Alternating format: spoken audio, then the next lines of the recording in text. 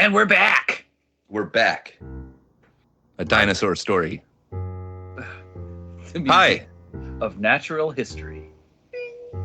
We will be your curators in the mysterious and antiquated today. Welcome to the Museum of Wonders. Wonders. Are you taking the lead here? I'm backing you up. What a horrible, I'm trying to back. You're fucking it up. I'm backing you up. I'm a complicit. I'm an accessory to your fucking up our intro. Oh. So please continue. You've ruined everything, Ron. Can I? Yeah. Can I start? Can I finish? Can I even finish? Okay, I'll start at the beginning. I'm done. Oh, Ron.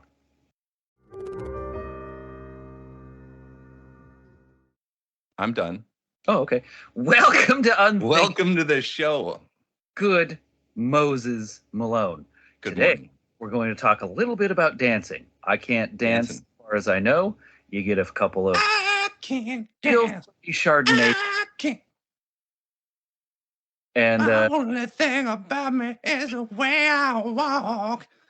And it sounds percent around change. You dance? Yeah.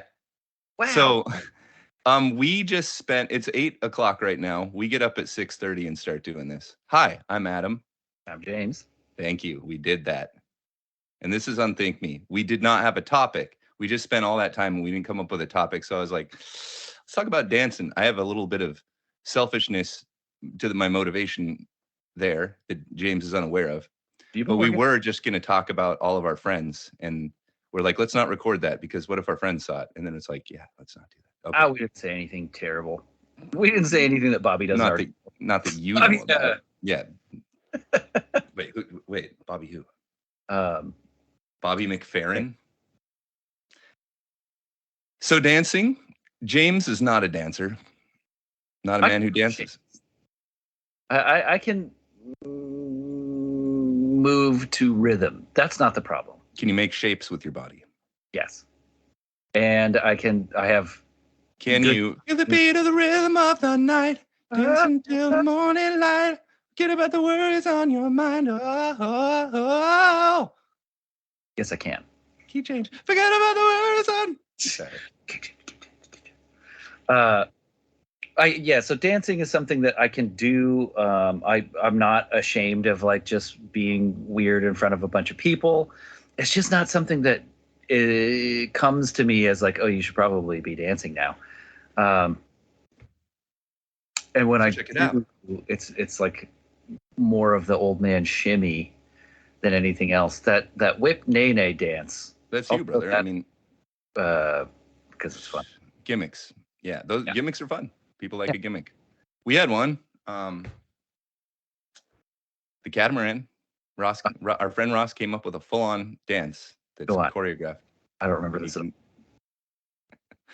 I don't think I do either. It's right, left. Or lows. Maybe I'll remember. I have a tutorial video that we can maybe. Okay, all right, it's queued up. And we're doing it live. Okay, so then I share my screen. Oh, it's not Ross, it's you. Yeah, what's going on? Catamaran. Catamaran. See, it's giving you instructions. Catamaran. Oh, there's way more than I thought. High five right, high five left, thrust, dive, swim, climb aboard, and cruise. Oh, fuck. I always aspire to ride in my catamaran. Oh, come on now. Yeah. High fives left, thrust, dive, and swim, climb aboard, and cruise. High fives right, high fives left, thrust, dive, swim, climb aboard, and cruise. Is a catamaran. I used to think it was. All right. So that's how to do the catamaran. Back to video. Thank you. High fives right, high fives left. Thrust, dive, and swim, climb aboard and cruise to the right. High fives right, high fives left. Thrust, dive, and swim, climb aboard and cruise and cruise to the right. That's how you do the catamaran. So now why you wanted to talk about that topic is to just get some actually no, that just came up. Oh. That came up because we were talking about dance gimmicks, and I was like, hey, I was involved in a dance gimmick. We have an on-brand dance gimmick. And I'm embarrassed that I don't know it because several people in the world know how to do the catamaran and they go out and do it at dance halls. And I, the secondary originator, Ross is the actual creator of the catamaran dance, but I fucking wrote catamaran. So we're complicit in this. I think for the gamification of this, the gummies, the catamaran should have had the dance moves in the song. I know I'm picking apart. Yes. Well, it was retro. Yes, that is smart. And we should have done that. You're correct. Thank you, Captain Hindsight, for ruining our band. No, it's like I fly in. I hope you feel really, really good about yourself right now. Everybody look at James's face. See that face? I hope you feel really proud of yourself, mister. I do. Yeah. I do. Enjoy your ivory tower up there, being alone in your perfection. Yeah. I'm not alone. Yeah, it's really great. It's really. Anyways, that was. Wait, I came in here for abuse. So dancing, that was. See, I'm kind of a guy who, if you start talking about like the steps and stuff, I kind of start checking out because I'm basically just wiggling. And yeah. To whatever extent the music is causing me to wiggle without an intermediate step, I feel like I'm doing it right. And I don't give a shit if people approve of that. If I'm also doing that with a partner, that's a super amazing and I would say rare thing. Because in general, when you're dancing with a partner, you have to know some steps. So this weekend, I got a bracelet to go to this music festival. And I found myself dancing to really bad old cover tunes played by Grand Rapids' finest talent.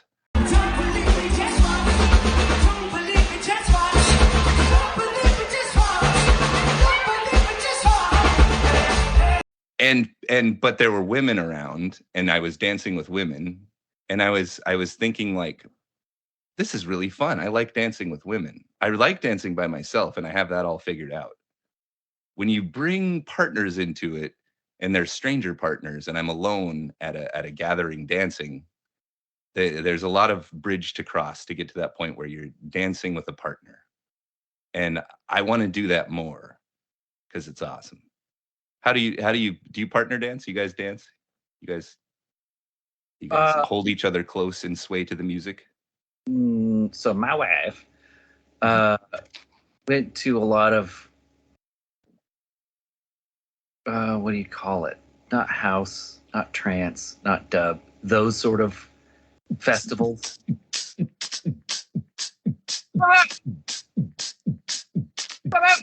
Yeah, that exact thing. Yeah, it sounds like a helicopter crashing. But not like dubstepping yet. Still kind of house trance. Oh, yeah. Okay. So then that's a whole different. That's new. Okay, so her pumping. Dance is more freeform. It's wiggling with some arm throwing. And so when something comes on, we'll do that. Spencer tells me to watch my elbows. That's that's the biggest tip I've gotten. I dated a girl once who she started dancing. Oh, I don't stop bragging. Every time she started dancing, she would do full body motions. Yeah. But at the beginning of every one, and I asked her, "Do you realize that every time you start dancing, it starts with?" So I was thinking further into it. It's like, yeah, she's clearing space. Yeah, she's making that psychic space. Whatever. That's what when you break dance, you kind of like butt people out of your way. You make a space for yourself. Yeah. You crowd them out. This guy. Oh shit. And that's so that it'll make a circle, and you can roll around on the floor. Yeah. Oh yeah. That's if you're going to dance in public alone and throw wild shapes. Part of the dance intro has to be clearing enough room to let your audience or just passersby know we'll be occupying all of this space. Yeah. Well, here's the thing I notice. Yeah, like women, I think that just due to the typical female like body awareness, like they will throw the top of their body out pretty immediately and they feel comfortable doing that. Guys are weird about that. Like guys will keep their arms kind of like in and they might like kind of go out, but to raise them up to elbows over shoulders, like guy, Oh, no, it's hard to get a guy to do that unless he's like drunk or like or just like, there's a uh, they're saying wave your arms or whatever. as an animal, like not a lot of tigers are like laying on their backs and becoming vulnerable. If you put Yeah, your combat, you know, like yeah, just like that's as high as you're going, but you're not like monkey style. Yeah. So you're dancing. Look at that. I can wiggle just fine. Yeah, I had The preface. I can the preface.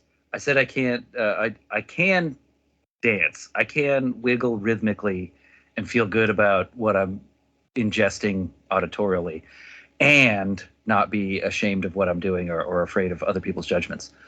To specify, I am Mhm. really bad at slower style dancing with a partner because that one you Yeah. kind of have to have a previously agreed upon. I'm not going to backflip in the middle of this, and you're not going to get a twirl if we're not in twirl stance. And that's where things fall apart. I watched a video of myself dancing at a wedding with someone, and it was like a long song. We danced the whole time, and it's so we fast forward, and it was just like there was nothing to it. It was like right step, left step, while slowly turning. Yeah, I think that's Made it look. the thing when you're dancing with a partner and you don't dance a lot, like girls want to immediately start doing like spins and like complicated stuff. I'm like, no, let's like get the step and so that we're in step and then we can start doing that. It's like a slower process, like building unless you're really good, you know. That's what happens to me when I partner dance with a stranger. They will tend to kind of like try to do all these tricks really quick and I'm just like, whoa, chill out, you know, like just let's hold together so I don't bump you with my elbows or step on your feet. Like let's get to there and then we'll do like the dip in and the After so I saw that video, I was like, maybe I should get dance lessons, like because I go to weddings, I go to events that slow dancing is appropriate, but unless you're dancing with the partner that you have this preset ordained set of steps you're going to be doing, now you're leading someone who has no idea what's going on, and it ends up being like, oh, I don't know, I don't know. yeah, and that's what then that scares them off. That's why Right. women leave when I'm trying to So I dance, or did men. not But dancing anyway, lessons because well, I didn't get dancing lessons because I'm lazy. But my excuse is that it only works if the other person you are dancing with right now took the same dancing lessons as you. right, or watch the music video with you, or learn how to do the catamaran from watching on Think Me's podcast with video. Right. So what's the freestyle two-person? So I think you've got it, like, because I think the roots of this thing are ecstatic dance. It's just like when a baby hears sound, it wants to bob around, and that makes us happy. It's like rocking in a cradle or having the world echo your heartbeat back to you, to reinforce your emotional reality or what have you. So I think if people can get lost in the weeds, taking classes, modern dance, tap dancing, I'll get to that. But if you don't know how to listen to a hot jam and wiggle to it and move all your body parts and loosen up and relax all your body, then I think you're missing at least half of the pie of what dance is and what it's for. And then I think you look at people who do it for a long time and get really good at it, and then they start structuring it and saying this is the proper way to dance in this style, in this culture. Here's how you break dance, here's how you tap dance, here's how modern dance works, here's like choreography to a Mariah Carey song, things like that. But that's structuring something that arises naturally, just like us improvising can eventually become like an orchestra. But I think it starts with that ecstatic dancing, and it also starts culturally with like ordered movements done in ceremonial and ritual. I think that's like an origin of like choreography. And so I see a generational thing where you see, I want to follow what the old people are doing, because in the old people's age, like partner dancing was really common, and you'd like go and do it at your neighbor's house, or you'd go and do it at the local dance hall. Everyone's listening to jazz, and everybody actually had to know those steps. So Yeah. like, so 2 nights ago, I was literally like standing on this. What's up? Oh, I said Charleston. Yeah. Charleston, everybody. Yeah, and they know all these steps, Everybody and knows then the children of the 60s, they're gonna know those kind of dance fad steps, like mashed potato and the Watusi and all that shit. Our generation's like totally boned on dance moves. That's your classic, like white people boogie, like, because we don't know what to do. We just start partying, and there were no steps. And then if you wanted to get into dance, it was a really particular thing that didn't actually help you in the dance hall particularly.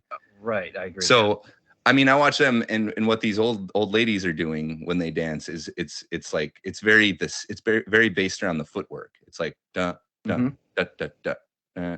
Da, da, da. And there's like a song just like ding jicka ding jicka ding jig, and you'd be like ding jicka ding, you'd just be kind of like bobbing to it, but they're going ding jicka ding jicka ding jicka ding jicka ding. And they have these steps, and that guides everything, because they're looking kind of they're seeing downward out of their peripherals, and they're like trying to mirror each other's footwork, and everything that happens upstairs is just a product of what's happening with the feet. And I think they're nailing it. Like old people with their feeble, crusty bodies and their terrible balance, they're doing well together. Follow what they're doing. Younger people, they're a mess, they're just boogieing alongside one another. A slow song comes on, they just kind of hug to the music, which is wonderful, but it's not really quite. And it's a wonderful thing to do, but you gotta kind of like put some moves into it, and I think that just comes with practice. But ecstatic dancing with a partner where you're actually interlocking is kind of like holy grail thing, that's where you have to find a dance soulmate. We've been to dance events together. The one thing that really comes to mind was like the senior all night party, because I remember you and me and Bobby and like all of our goofy friends were like actually dancing on the dance floor with all of our like high school friends. Breakdance fighting. Yeah, exactly. We were doing it in a typical the monkey gang of boys kind of way. But I think prior to that, we just kind of went to dances and like sat in the corner and like hated everyone. That senior all night party excluded Start fires. One dance with you. And it was the night that we gave Johan a massive concussion because for whatever reason, he decided to ride on the handlebars of a kick scooter. Oh, yeah. That was the only dance I can remember going to. And we went in. I guess I didn't put together that he was concussed during that time. Yeah, reeking of weed. I didn't smoke. But reeking of weed. We were there for, I think, longer than I had expected. I think we were like, yeah, we're just going to pop in and like tell everyone this sucks and then leave. And we were probably over an hour. Oh, we had a great time. But yeah, I don't remember dancing. I remember feeling like an odd man out who wasn't. That was at the UC Center, the University Center. No, that was all night party. The dance that I'm talking about was at Washington Middle School. And that was where Johan was concussed. Washington Middle, yeah. On the way there, yeah. So he sat in the corner. That's right. I'm remembering this. We just let him sleep. Very fuzzy. This was probably 25 years ago. Well, it's probably fuzzy because I wasn't the one who reeked like weed. What are you a fucking narc? Affects the memory. Calling out our friend who nobody knows about fucking decades ago. I'm not calling anyone out. I'm saying that we were not welcome there. Olfactory, visibly, like we were just wearing our normal clothes and everyone wore their like Sears best. We came in all sweaty because I kick-scootered from your house to Washington Middle School, which is probably 2 miles, maybe. It's not terribly far, a mile and a half. So yeah, we stuck out like a sore thumb. I think that this friend of ours, Johan, I think he had the right idea. I think that you should go to the 8th grade dance stoned. Oh, 100%. Yeah. We weren't the only ones. That must have been right when he started, because I remember around that age, like maybe 1 or 2 years before, I like revealed to everybody, like, you guys, I smoked marijuana, and everyone was like, "Err!" And then like 2 years later, everyone was smoking weed, and I was like over it at that point. Yeah. in time. I do remember by the time we got to high school, people were like, have you ever smoked marijuana? Yeah, have you ever dropped acid? Like, we're in high school. Yeah, it's real weird to look at a 12-year-old in now at your age and be like, that's me smoking marijuana. Mhm. And look at a teenager and think like they're these little awkward beasts, that are still finding their dominance hierarchy order and all that. And that was me on psychedelics. Yeah, we Weird were thing to allowed. do. I approve of this. That It's not- thing needs some psychedelics in it. I mean, our parents were able to like just disappear for days on end and come back, and the parents are like, "Did you take out the trash?" We were given a similar freedom as long as we weren't at my house or Johan's house, and so like in high school, like look at a freshman in high school, okay, not too hard. And then imagine they're going to go camping for 3 days where no one knows where they are. No one's going to be. One of those kids has a gun. Another one brought some bourbon. Yeah, lots of guns, lots of alcohol. One of the parents got like cigars and weed and acid and mushrooms, and go be safe. Like, oh, we will. That's crazy. You're 15. Like, you just got your driver's license, and I'm gonna go put 4 people's lives in your hands. Be back Sunday before dark. Yeah, I think when you look back at growing up all throughout history, it's like you're like, wow, childhood was much more dangerous. Yeah, I mean, it shifts. It's different. It's different in terms of how it's dangerous. But danger is the shifting concept. Not it's dangerous for everybody. But the concept of what danger is it cyberbullying, or is it right? Being shot by someone, or is it falling off a cliff because we were driving and then skid to a stop because we saw a rock face? Like, I have to do that.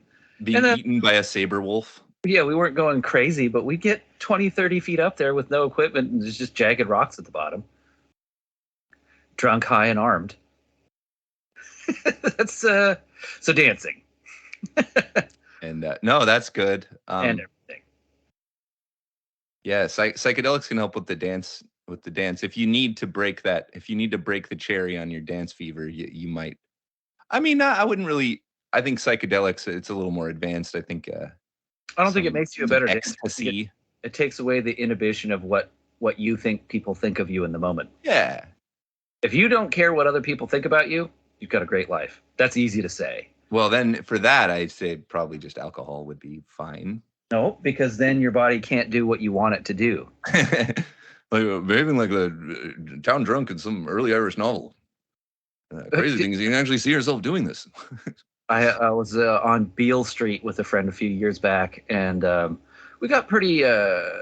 He got Patrick wasted. I had a few Chardonnays. He got roto-rootered. Yeah, he got just hammered. He got nailed. He got screwed. Fucking pavered. Running off of Beale Street full speed, he ran into like a waist-high fence, and like completely flipped and rolled over and everything. And then I got him up, and he like waddled the rest of the way to the Uber. And then the next morning, we got up. It was a Saturday morning, and he's like, "What happened last night?" Yeah, what do you mean? Like, I got in the shower, and like from waist down, it is one solid bruise. So,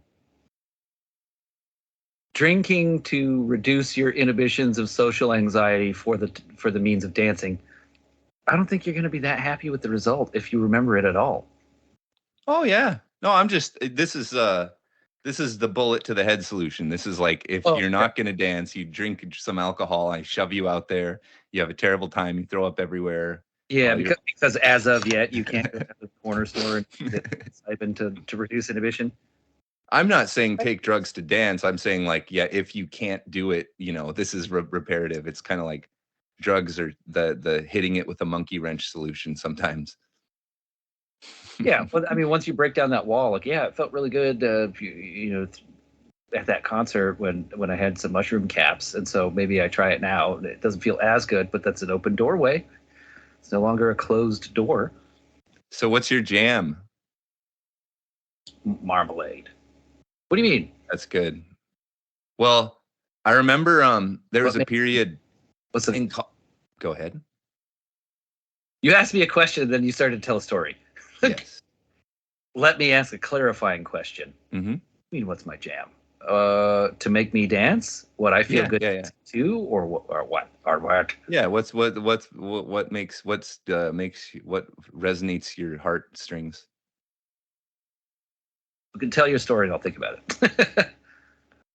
It's not that Aerosmith song about his daughter, is it? Okay, that song. All right. No, I'm not judging you. We don't have to. Yeah, we don't have to talk about that song. Is it Mambo Number 5? No, I'm not. All right, I'll talk. Yeah, Listen, you can think, and I'll talk. There isn't. I can't think of one yet. That's fine. That's like, man, if I hear this, like, it gets my toe tapping. So let me think about it, brother. I'm not even mad. God, let me just steal the wave here. Yeah. So I went through a long period where my whole jam was I would turn off all the lights, and as you know, I had a strobe light with color gels and a variable rhythm. I had two of them, but not lamp.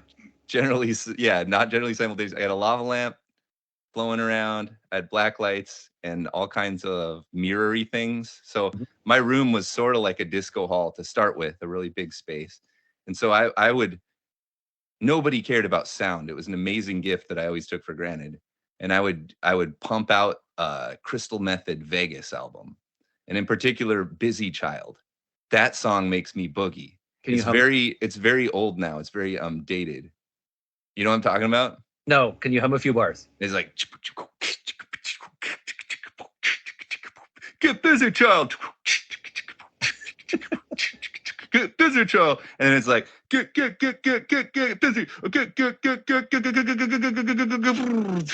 And it so like get busy, child. Okay. It's just like Crystal Method. Sure. I'm trying to think there's like a hook to it. There's not really. It's just like a nice little drum beat. But that makes me do the crisscrossy stuff. That makes me wiggle. Okay. And so I would do that like pretty much 3 times a week. And I would go to my classes. Like I would just dance alone in my room. That was when I realized I like really enjoy that. We can only play like 2 seconds.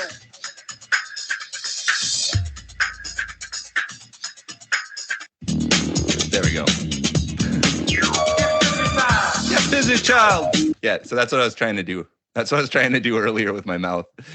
You know that song, right? Not terribly inaccurate. Yeah, once I heard it. It's hard to mouth jam that one because it's all about tweaking their filters and shit. So. I feel like you had done that. Busy child. Yeah, you'd have a different career.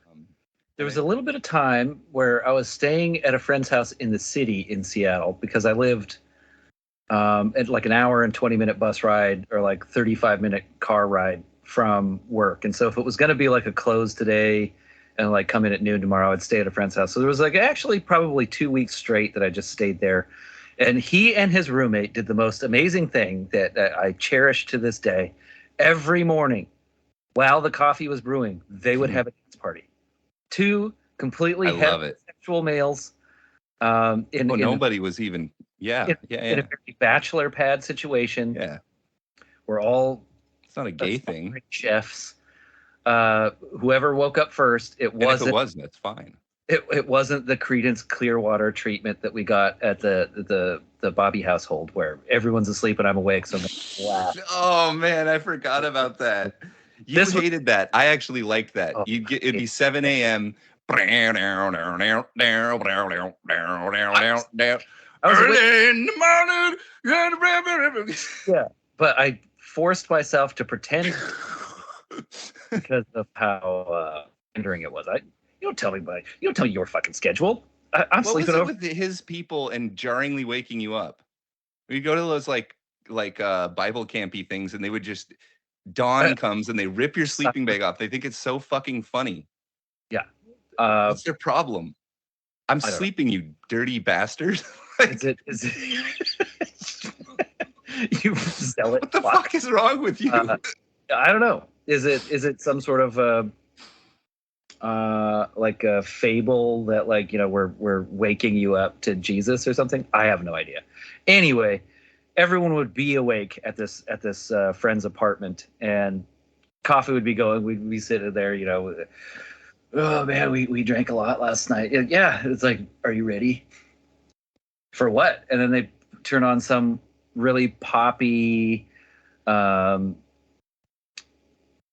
He was raised by a Japanese family, and one of them was, and the other one very deep Hispanic roots, and so the music was eclectic, but it was always really fast paced, upbeat, bright sounding music, and it would be about a 30-minute dance party, and I think this Yeah. probably evolved from the I don't know the term, if I ever knew it, I've forgotten it, of when the Japanese wake up in the morning and they do their whatever stretching exercise, and that's kind of routine for his family, and so that morphed into this morning dance party every single day of the week.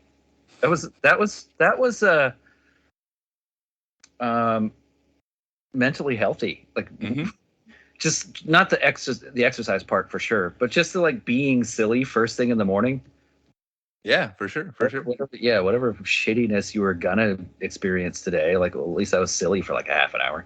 Like, that was one of the coolest things about like being friends with you growing up, is like you would basically, I would be asleep in my converted garage room, and you would like just kick down the door with a guitar and just like have some bullshit you worked out on your way over to the house.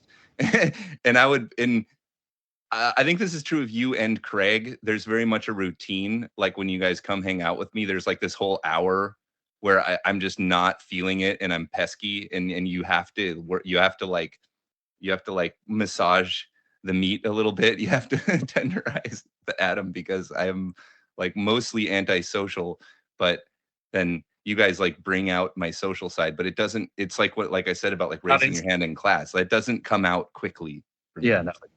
It's like a shy poop. I mean, talking about this podcast, sort of logistics and happenings this morning, we sort of landed on an hour. It takes you an hour, no matter how long you've been awake.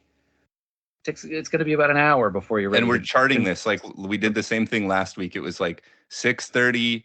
I'm ready to receive a call, and then 7:30 I'm ready to speak English with you. With fuel. I mean, And that's why I call it out in our episodes. I'm like, this is atypical energy levels, because I'm bad at energy at this time of day. Sort of pigeon reel early on.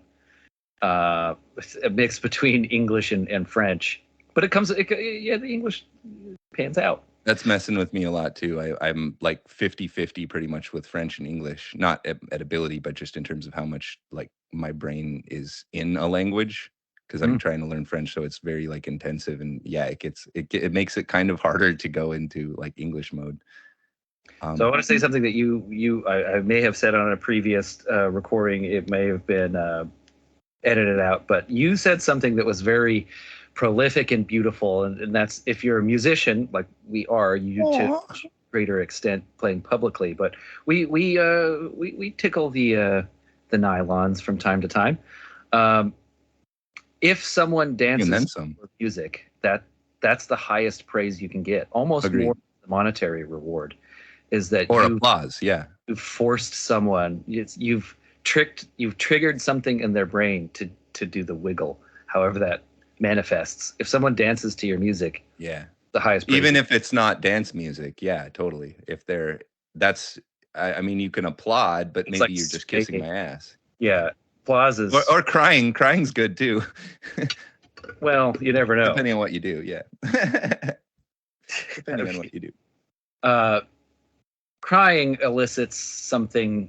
Yeah, I don't. We weren't aiming for crying. We were aiming for laughter in a lot. Right. Yeah. Everything I do has a comedic air to it. better I get at guitar. It just means the faster I can think about the next improvised line that's gonna just gonna slap and people are gonna laugh. But even if it's like a slow sway, your music has tickled part of their brain that isn't normal. People don't sway at McDonald's. People don't sway in the elevator. Oh yeah, this like Kenny G song played 4 octaves lower and like just makes me rock in the elevator. To the average person. So dancing as an expression of appreciation is huge. Agreed. I've been doing this practice that's kind of I don't know, it's sort of a fad maybe recently, but it's called Nia, and it's an integration of yoga, dance, and a little bit of like martial arts and tai chi and stuff, but Okay. it's all very loose. Basically the idea is like you're playing a jam and you do these kind of movements that are organized, loosely organized, and there's certain bases you want to cover in terms of your bodily kinetics and like activating certain muscle groups in a kind of yogic sense. But I haven't yet integrated that into my actual freestyle dancing. It's just something I kind of do. And you can find a lot of tutorial videos that give you like great instruction for doing Nia. I recommend it very highly because in all my attempts to learn dance, I feel like you get into the weeds really quickly with like difficult moves and things that aren't really natural for your body to do. That's kind of where I get really quickly with any styled dance. But Nia is kind of backwards in that sense. It's very much free form. In a class setting, you would have like generally everybody doing the same thing, but also generally like some percentage, some fraction of the pie is off doing their own thing because that's encouraged. And you don't have to do the same moves because everybody's kind of at different flexibility and fitness levels. So it's a lot more free form and encouraged. Like if you don't want to do this move, do whatever you want. So it has that kind of like hippy dippy free form thing integrated with it. Look it up. How do you spell that? I think it's NIA. And we hung out with breakdancers a lot, which is like its own whole thing. That's more just like a series of stunts to a dance. It's like dance, but mostly what you're doing is stunts. And so pretty much we have like 5 friends who can do like one of those stunts really well still on command, but would probably have to work a little bit to get back to like doing the whole like footwork and blending it all together, top rock and popping, and to get it into something. Random acts of strength. Yeah, random acts of strength. I think that's about everything I can possibly shell out about dance. I mean, I think we've touched on a few things, we've tickled on a few things, we've punched a few things. Any deeper, we're just kind of stretching out for time. Pushing the boundaries of legality with beneficial to anyone. So it's not really our topic. Oh, so time hit that all day. Fracking. I'm fucking farming. All right, Adam and James. Thanks, guys. Tune in. Namaste. We love you. Sort of every Thursday at least. But once we get some backlog, maybe there'll be more than once a week. But, and you people, I know this is like shit or whatever, but comment on this video. We'll read your comments on our stuff. You can be a participant in this, and it's your fault for that this is bad, right? Because you can comment on our video and make it good because your ego is involved in the transaction, and you're just not doing that because you're stubborn, misguided. Maybe you just don't know. Maybe you're just ignorant. Not a situation where my people will get to you people. If you leave a comment, it will be read by us, talked about by us. If it's deep enough. Yeah, if it's talk to us. Yeah. But we're just joking. We know you're actually our personal friends, and we love you guys. That's it.